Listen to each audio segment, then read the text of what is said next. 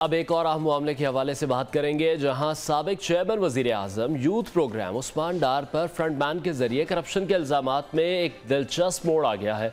उस्मान डार के मुबैना फ्रंटमैन जावेद अली का एतराफ़ी बयान सामने आने के बाद जावेद अली की मुबैना ऑडियोज़ भी सामने आई हैं, जिसमें जावेद अली दिहाड़ी लगाने के हवाले से भी बात कर रहा है। इमरान खान, उस्मान डार और जावेद अली के वकील की मुबैना ऑडियो भी मंजर आम पर आई और ऑडियो में बताया जा रहा है कि जावेद अली को बरहना नहीं किया गया, जबकि जावेद अली ने अपने वीडियो बयान में कहा कि अन्य 67 की 4 यूनियन काउंसिल्स के जो 5 ठेकेदार हैं उनसे 50 लाख रुपए जमा किए और उस्मान डार के भाई आमिर डार को 50 लाख रुपए कमीशन भी दिया गया। ज़राए के मुताबिक इस ऑडियो के फोरेंसिक के लिए FIA की खदमात भी ली जा रही हैं। ये ऑडियो पहले सुनते हैं, फिर इसको मजीद डिस्कस करते हैं।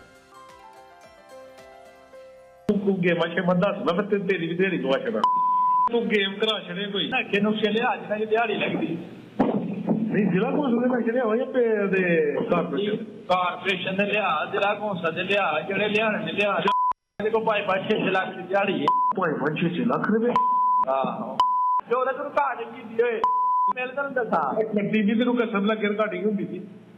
इस हवाले से मजीद डिस्कस करेंगे। हमारे कॉरेस्पॉन्डेंट वकास गौरी ने हमें स्टूडियोज में ज्वाइन किया है। वकास, बहुत शुक्रिया आपके वक्त के लिए। सबसे पहले तो इस हवाले से बताएं कि पूरा मामला है क्या और अब तक ये डिटेल्स कहां तक पहुंची हैं, ऑडियो लीक सामने आई हैं, पहले इस हवाले से प्रेस कॉन्फ्रेंस भी की गई। अच्छा, ये सारा मामला जो है वो जो जिस तरह पाकिस्तान का एक कौमी खेल है हॉकी, इसी तरह हमारा जो मशगला है जो हम जब साहिब इक़्तिदार होते हैं तो वो करप्शन का है। तो ये सारा जो खेल है बेसिकली वो करप्शन का है कि जब पाकिस्तान तहरीक इंसाफ हुकूमत में थी तो इन्होंने तो एक तरह के हर शोबे में जो है वो रिकॉर्ड कायम किए हैं। बयानात इनके ये थे कि हम इंसाफ की पार्टी हैं, हम जो है वो करप्शन को ख़त्म करेंगे, लेकिन जो रिपोर्ट्स सामने आई हैं अभी तक हर महकमे की वो यही है कि इन्होंने करप्शन के जो पिछले रिकॉर्ड हैं वो भी तोड़ दिए। इसी तरह जो ये साबिक वज़ीर आज़म यूथ प्रोग्राम है उस्मान डार, ये मामला इस तरह सामने आया कि उनका एक PA था जावेद अली जिसको उनका ख़ास बंदा होने की वजह से महकमा तालीम में जाली इसनाद पर जो है वो नौकरी दिलवाई गई। ग्रेड 6 या 7 की वो नौकरी थी, इतनी वो ज़्यादा नौकरी नहीं थी, लेकिन उसको ऑब्लाइज करने के लिए एक नौकरी दिलवाई गई, जिसके बाद महकमा तालीम ने उस पर एतराज़ किया, उस मामले को पुटअप किया, पुलिस में ये मामला आया। इनिशियल तौर पे उसमें उस्मान डार का नाम ऐड नहीं था, लेकिन जब इसको डिग आउट किया गया तो वो जावेद अली ने बताया कि वो एक फ्रंट मैन है और वो उस्मान डार और उनके भाइयों को करप्शन का पैसा ठेकों की मद में, अभी ये जो हमने ऑडियो सुनी है इसमें भी उन्होंने ये बताया कि सारे ही ले आओ, जिला कौंसल भी ले आओ, नक्शे भी ले आओ, एनओ भी ले आओ, जो बिल्कुल जो मामला जिसमें पैसा है उसको फोरेंसिक होगा। अभी फोरेंसिक सारे मामले का फोरेंसिक होगा, ये सारा मामला सामने आएगा, क्योंकि इंकशाफात जब सामने आए तो फिर ये मामला एंटी करप्शन को रेफर कर दिया गया। एंटी करप्शन ने मजीद तहकीकात की और फिर पब्लिक हेल्थ इंजीनियरिंग के एक SGO जहांगीर भट्ट को भी गिरफ्तार किया। उसने भी बताया कि उसने एक तो अपना ट्रांसफ़र रुकवाने के लिए 5 लाख दिए, ठीक है, और फिर 25 लाख जो है वो मुख्तलिफ ठेकेदारों से और मुख्तलिफ लोगों से इकट्ठे करके लेकिन वकास, आप क्या समझ रहे हैं कि ये जो मामला है ये भी सियासी है या वाकई करप्शन है? अगर हम पाकिस्तान तहरीक इंसाफ के दौर की बात करें तो उसमें हमने देखा कि किस तरह से केसेस बनाए गए, नून लीग पर, पीपल्स पार्टी पर, किस तरह से ट्रायल्स चलते रहे, लेकिन उनमें से कुछ भी नहीं निकला। आज वही तमाम लोग बरसर इक़्तिदार हैं, तो कल को यही मुमकिन नज़र आ रहा है कि यही पाकिस्तान तहरीक इंसाफ बरसर इक़्तिदार होगी तो ये केसेस सिर्फ सियासी होंगे। देखें, अगर हम ये कहें कि पाकिस्तान मुस्लिम लीग नून के खिलाफ सारे केसेस जो है वो सियासी थे तो ये गलत है। ठीक है, ये कहा जा सकता है कि जो बेशतर केसेस थे वो जो है वो सियासी बुनियादों पर कायम किए गए थे, क्योंकि करप्शन तो बहरहाल हम में मौजूद है, वो किसी भी पार्टी से उसका ताल्लुक हम उसको नहीं कर सकते कि कनेक्ट नहीं कर सकते, करप्शन तो है। तो अब सारे केसेस अब भी सियासी नहीं है, करप्शन हुई है, ठीक है, लेकिन पाकिस्तान तहरीक इंसाफ का मैं दोबारा ये कहूँगा ये कलमी है कि अब अगर एक करप्शन का इल्ज़ाम लगा है तो वो मुतल्लिका इदारों पे तहकीकात करवाने की बजाय, उन पे यकीन करने की बजाय, इमरान खान साहब ने एक ऐसे शख्स को अपने साथ बिठाया जो इस वक्त नामजद है, जिसका वीडियो पैगाम भी मौजूद है, जिसका ऑडियो पैगाम भी मौजूद है, और वो फिर सारे इदारों पे अदम एतमाद का इजहार कि वो उसमें एंटी करप्शन नैब से लेकर वो बड़े साहब का भी जिक्र कर देते हैं, यानी कि वो आवाम की एक जहन साजी कर रहे हैं कि जो भी तहरीक इंसाफ के खिलाफ कार्रवाई हो रही है वो सियासी बुनियादों पर हो और रही ये है। शायद पहली दफ़ा ही हो रहा है कि ऑन गोइंग केस है, एक ट्रायल जिस पर चल रहा है और मुलजिम को साथ बिठाकर साबिक वज़ीर आज़म प्रेस कॉन्फ्रेंस कर रहे हैं, तो किस तरह का ये तासुर दिया जा रहा है कि अगर किसी पर कोई केस है तो वो प्रेस कॉन्फ्रेंस कर सकता है, वो इदारों को तनकीद का निशाना बना सकता है। अच्छा, इमरान खान साहब ना ये अक्सर ये रिवायत जो है वो दोहराते हैं। मादी में असद कैसर जो उस वक्त KPK के स्पीकर थे, उन पर भी एक इल्ज़ाम लगाया गया था कि उन्होंने घर खरीदा है 35 करोड़ का और वो कुछ प्लाट्स का मामला सामने आया था। तो उस वक्त भी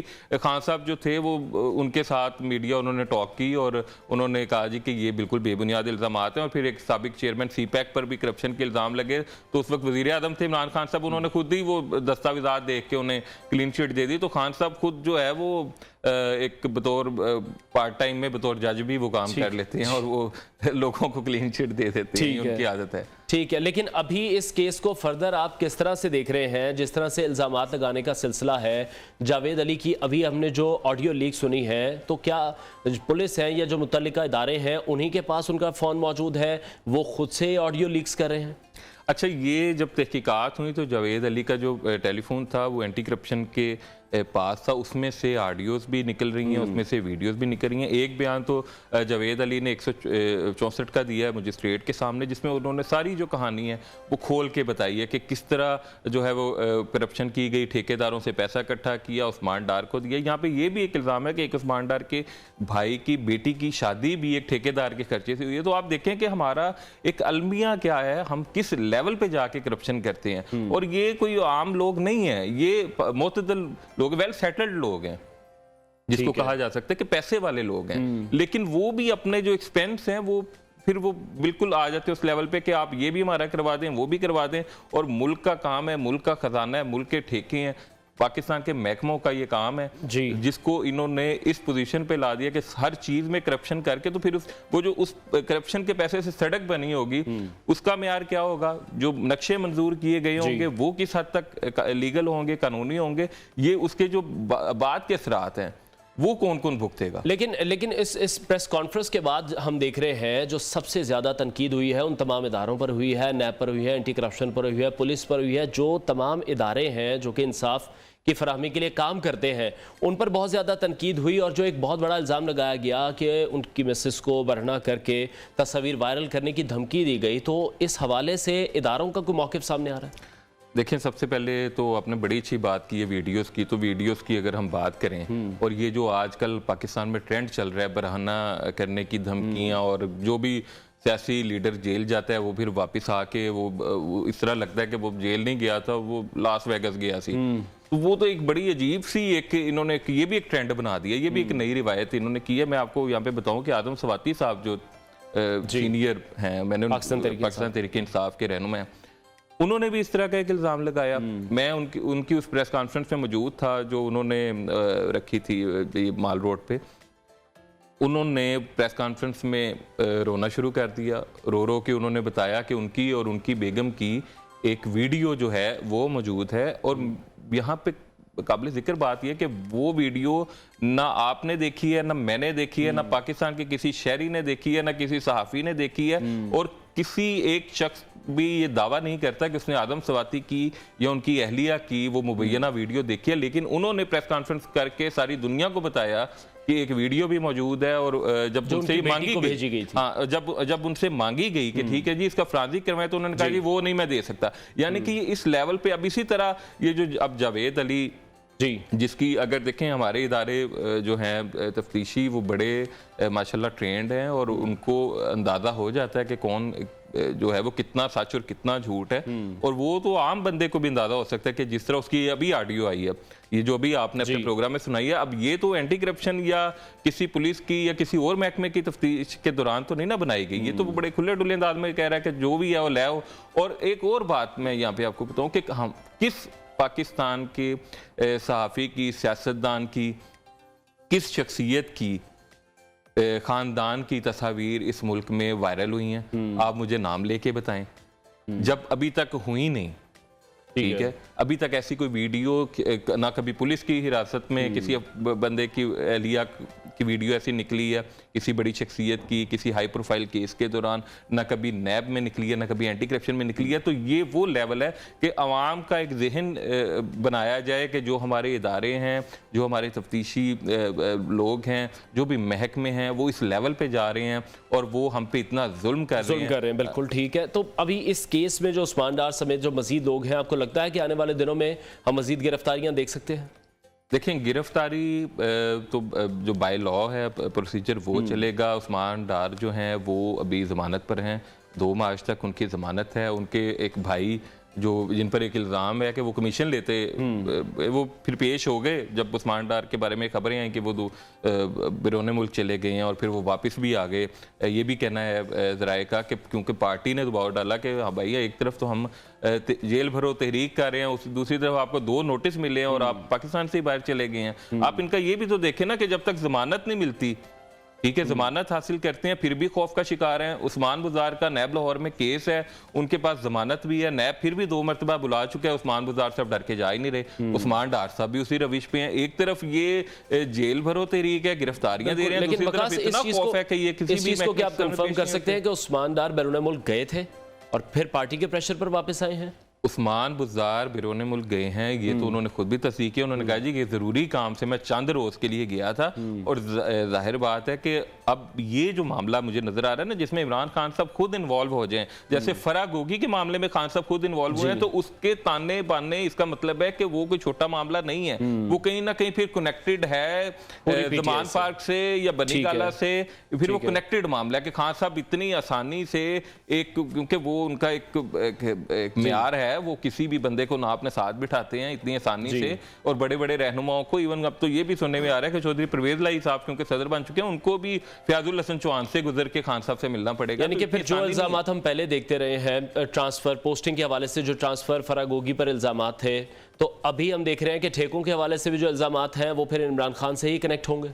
मुझे जो मैंने इस केस को स्टडी किया है और जो खान साहब की शख्सियत को हम सब अच्छी तरह जानते हैं कि वो इतनी आसानी से ना वो किसी मामले में अपनी स्टेटमेंट देते हैं, ना किसी मामले में डायरेक्ट इन्वॉल्व होते हैं। वो उसी मामले में इन्वॉल्व होते हैं जिसमें उनका कोई पर्सनल अटैचमेंट हो, या तो उनकी उस्मान डार से बड़ी दोस्ती है, बड़ी गहरी दोस्ती है, या इन सारे मामलात से कहीं ना कहीं वो बाखबर मुबैना तौर पे हो सकते हैं, ये भी कहा जा सकता है। क्योंकि हमने इससे पहले देखा कि फराह गोगी के मामले में वो उनके दिफा के लिए सामने आए। फराह गोगी का ताल्लुक जो था वो इमरान खान की अहलिया बुशरा बीबी से उनकी दोस्ती थी। उनके जो निकाह में जिसका भी वो नया तनाज़ा चाह रहा है, उसमें भी जो है वो फराह गोगी मौजूद थी, तस्वीर में मौजूद थी, उनके घर पे ही ये सब कुछ हुआ। तो खान साहब उसके दिफा में आए, उसके बाद वो इस तरह किसी के दिफा में सामने नहीं आए, इल्ज़ामात और लोगों पे भी लगते रहे हैं। अब दोबारा इस तरह मीडिया पे आना और साथ जावेद अली को साथ बिठाना, और फिर ये बात आप नोट करें कि खान साहब उसको कह रहे हैं कि वो बताओ वो जो